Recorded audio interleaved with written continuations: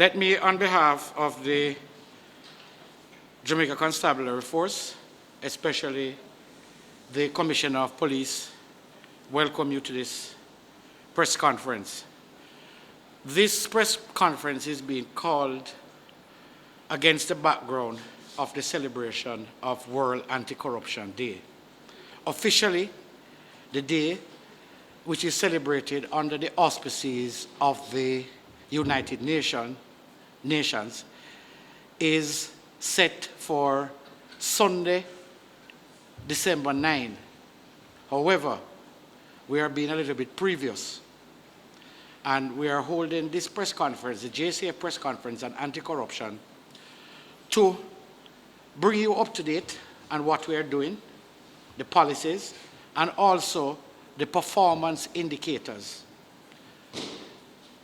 since the start of the year. So you will get a year-to-date statistical review of the work of the anti-corruption branch. The theme, as mentioned before by Mr. Angel, for this year's anti-corruption mission, Act Against Corruption Today. And we are indeed from the anti-corruption branch using this to propel the messages that we'll be communicating today and for 2013. The anti-corruption branch was established in 2007 with a mandate to facilitate effective confrontation of corruption within the Jamaica Constabulary Force and its auxiliaries, and also to target those persons who seek to corrupt JCF police officers and civilian staff members. We take a three-pronged approach to addressing the corruption issue, and as a result, a corruption strategy was formulated for the Jamaica Constabulary Force. The first strategy was actually formulated in 2010 to 2012. However, in 2012, a new document was formulated, and the objectives that were not achieved were carried forward through to 2015, which are clearly outlined in the new policy document, which we'll have on hand today to issue to all the persons who are so interested. The messages are indeed achieved through key strategic objectives. The emphasis are placed around the education, communication, and training, preventing corruption and improving standards, and detection and prosecution of corruption. Hence, most of the reports that we received are actually reported through our 1-800 corrupt line. We take a zero-tolerance approach to all our investigations, and our overall aims and objectives are centered around changing the culture of corruption within the organization and by extension throughout the country through the public's citizens, visitors, all those persons other than police officers who we make reference to, who oftentimes are the subjects of corruption. Preventing corruption and improving standards. How do we achieve this? Within the organization, this is achieved through our JCF Ethics and Integrity Program, which is an extensive program implemented throughout the entire organization.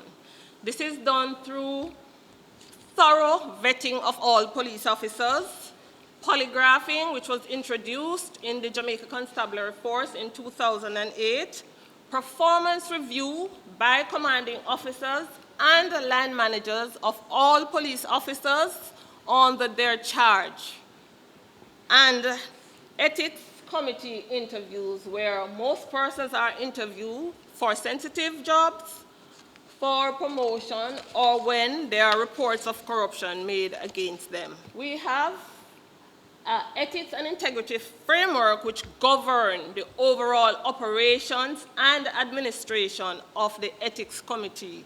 For 2008, we've seen overall, since January 2012, we have 105 lectures and presentations being conducted by the Education and Communications Unit of the Anti-Corruption Branch. For 2008, we have seen the largest number, but that is actually 11, sorry, that is not actually the comparative period since we're not at the end of the year yet. I do suspect that for 2012, we'll surpass that number because we are indeed embarking on sensitizing and educating the public at large and all members of the organization. We continue our efforts in educating and training persons through our website. Our policy documents are actually there. Persons can access the website via www. as outlined on the slide.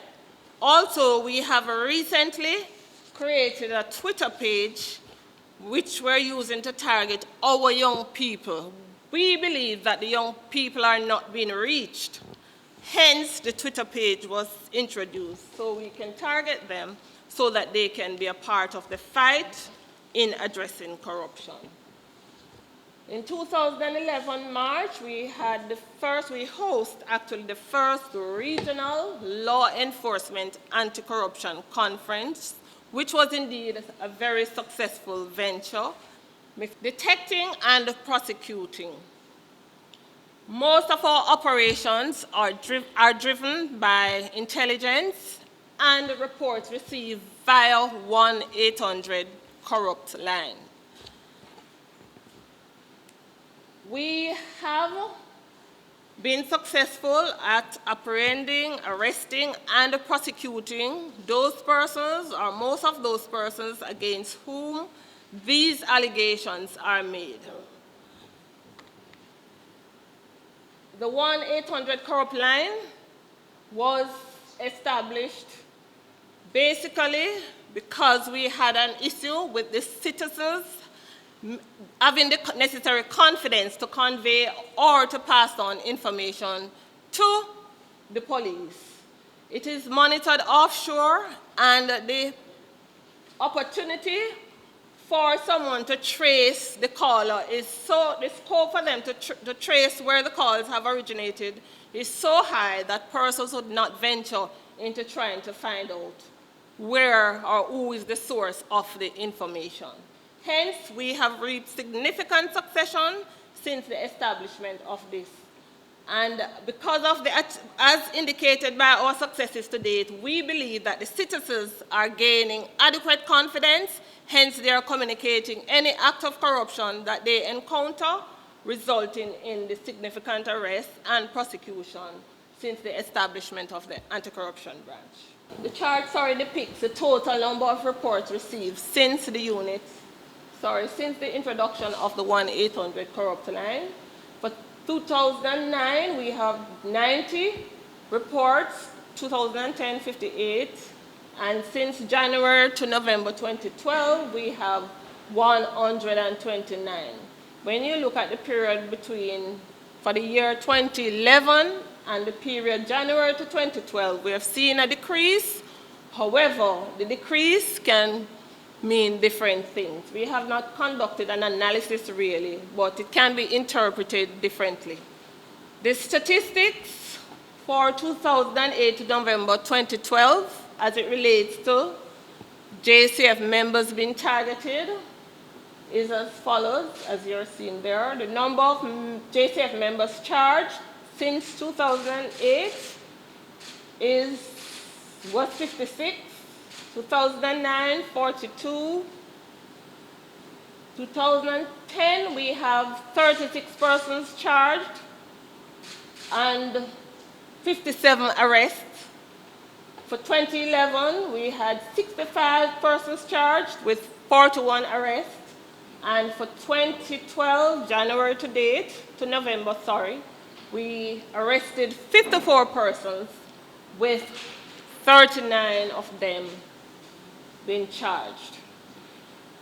Breakdown by percentage, 36%. There was a 36% increase in 2010 over 2009, 14% increase in arrests in 2011 over 2010, and we are seeing a decrease January to November 2012 by 16%. And I did indicate before that we have not analyzed what could contribute to the arrest, the decrease, sorry. However, it could be because of different aspects. For number of persons charged, we have seen an increase by 14% 2011 over 2010, and a 3% decrease January to November 2012. The statistics as displayed here depicts the data for civilians for 2008 to 2012. 2008, we saw 13 civilians being arrested. 2009, 22 civilians were arrested. 2010, 49 civilians were arrested, with 35 being so charged. 2011, 23 persons were arrested, 19 were charged, and January to November 2012, 47 civilians were arrested and 44 of whom were so charged. A breakdown by percentage, the number of civilians arrested, we saw a 69% increase in 2009 over 2008, a 123% increase in 2010 over 2009, a 53% decrease in 2011 over 2010, and 104% increase between January to November 2012 over 2011. We look at the civilians charged, we have 46% decrease in 2011 over 2010, and 132% increase January to November 2012 over the same period in 2011. This gives additional breakdown of our performance. The number of police the number of police officers who resigned due to some investigations that was being conducted by us. We have 6 in January 2012, January to November 2012. Number of police officers dismissed as a result of corruption. For 2010, we saw where 23 persons were dismissed. For 2011, we had 11, and January to November 2012, we had 9 persons being so dismissed because of corruption-related activities.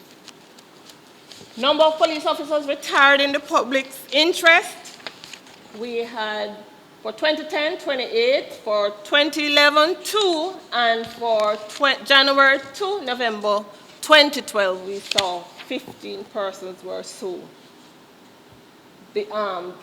asked to retire in the interest of the public. And lastly, the number of police officers not permitted to re-enlist. For 2010, we had 137. For 2011, we had 72, and January to date, to November, 26 persons were not permitted to re-enlist. What about the court results? The table depicts clearly what our results are saying as it relates to the number of files submitted to the Director of Public Prosecutions, the number of files submitted to the Commissioner of Police, the rulings received, convictions, number of cases pending, and court of inquiry results. The first number of files sent to the DPP, we have seen for 2010, 76 files submitted. For 2011, 62, and for November to January 2012, we had 48 files submitted to the Director of Public Prosecution. I like the term seamless transition of leadership. Those of you in the media would have recognized the fact that the Mr. Justin Felice was the head of anti-corruption branch for quite a while. And some of you would have seen me by his side in some of these conferences and meetings. The seamless transition of leadership occurred because there was a proper succession planning in place, in which for 2.5 years I was professionally mentored by Mr. Felice, and I was strategically prepared by the organization to enter the strategic leadership core of the JCF. I was also fortunate enough to be exposed internationally to some of our key partners in the anti-corruption fight, as well as intelligence agencies and such like. So I'm standing here well prepared, eager to go. And as I said before, the leadership transition was so seamless that some of you didn't even recognize that it had occurred already. Since August 1, it has been a reality, and the anti-corruption branch has continued to carry out its mandate. No feathers ruffled. People finding themselves behind bars, those who still believe that they should be involved in corruption. And so it continues.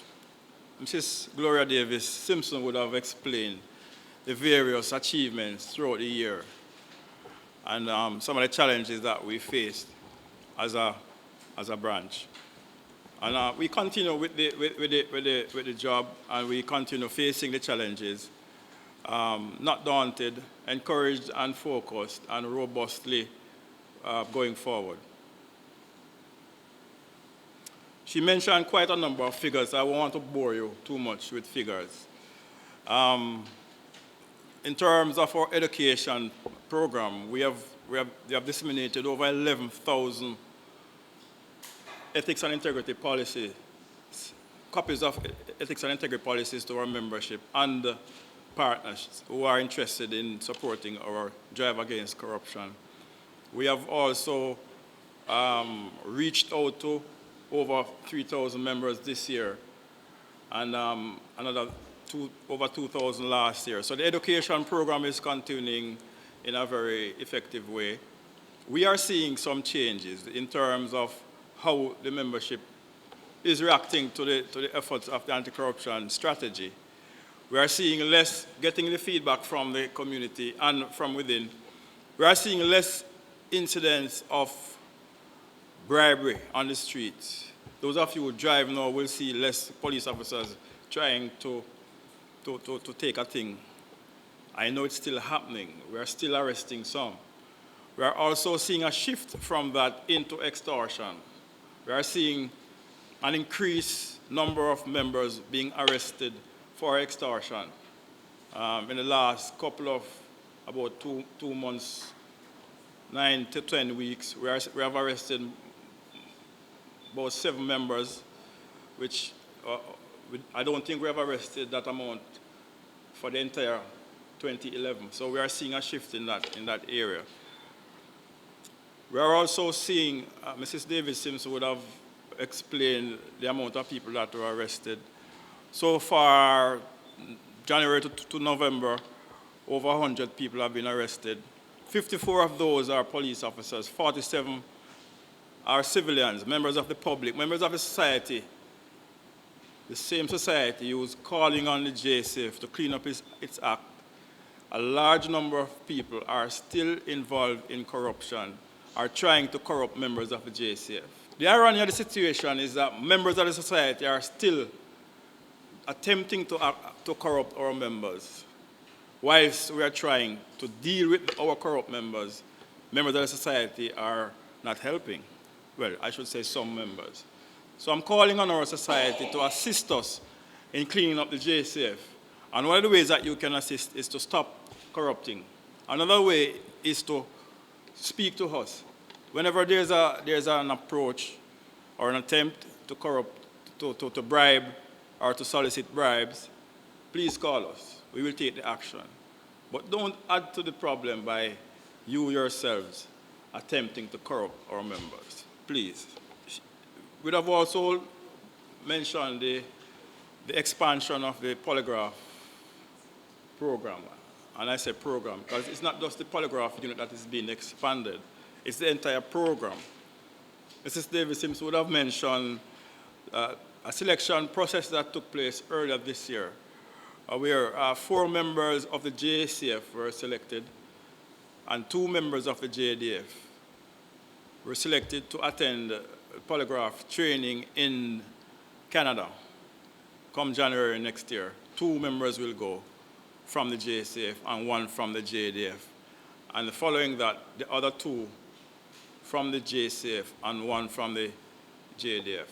So in short order, we should have a good enough increase in the numbers of polygraphers that are available to carry out and continue the work in polygraphy. We're also seeing the physical expansion of the unit, which will take place early next year. As she mentioned earlier, the funds have already been committed. Equipment have already been purchased. All is left to be done is the physical expansion, which will take place soon. So pretty soon, we'll have another event to call the media to attend, which is the grand opening of our Center of Excellence for Polygraph in Jamaica. This Center of Excellence will serve the Caribbean and will eliminate the need for members of Caribbean police forces having to go to Canada to be trained. They will be able to be trained right here in Jamaica with experts from Canada coming to Jamaica to deliver that training. The polygraph program continues even though we are not at that stage where we can be called the Center of Excellence. But Jamaica is playing a very key role in establishing the value and use of polygraph in the Caribbean. Already we have assisted various countries. We have assisted Montserrat, we have assisted the Grand Cayman, Grenada, Turks and Caicos, and a few others. So already it has started where the Caribbean is looking at Jamaica to lead in that regard. I'd just like to take this opportunity to say thanks to the media, not just for today, but right throughout this fight against corruption. The media has played a very integral role in getting our messages across and highlighting some of the issues that we wish to have highlighted. The media have really played a very important role. I'd just like to say a big thank you to the media and hope that we can continue partnering together as we take the future boldly. Thank you.